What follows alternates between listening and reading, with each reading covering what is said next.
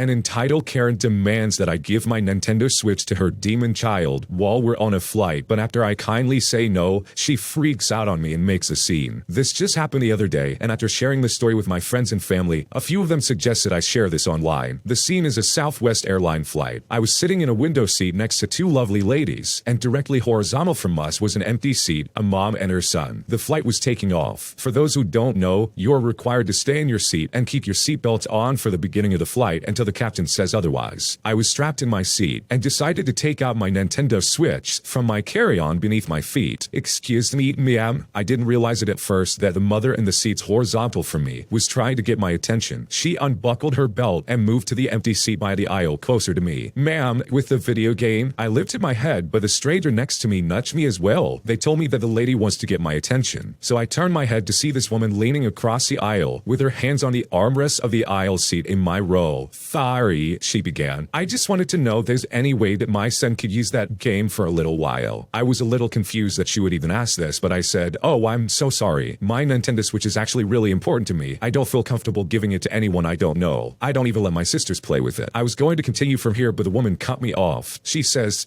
oh, my son's not like Muff Kid. He's not destructive. His cousin has one of those and he knows how to play it. She smiled and put her hand out expectingly. The two women seated next to me looked at me as if they were also in disbelief. I said again, I'm sorry, I just don't feel comfortable. I brought it for me. Visibly upset, this woman in a huff says, how old are you? She said this condescendingly and retracted her hand, slapping it on her leg as if she's frustrated. I told her that I'm 25, even though that doesn't matter with the situation. At this point, I was growing exceptionally uncomfortable. She began sounding very agitated at this point as she said, well, my son is 8. This is an hour and 45-minute flight, and he just wants something to do. He can't see it for a few minutes. I tell her, no, I am not comfortable with that. I'm sorry, but I'm expecting you to understand since this is my property. I put my head down and I unpaused my game as to ignore anything she had further to say. At this point, she was genuinely livid. Are you serious? She then addresses her kid and says, well, sorry, buddy, not everyone knows how to share. The woman said this to her kid sitting next to her. Her child started whining and kicking the seat in front of him. Thanks for this, she said to me. A sweet kid just wants to share with you,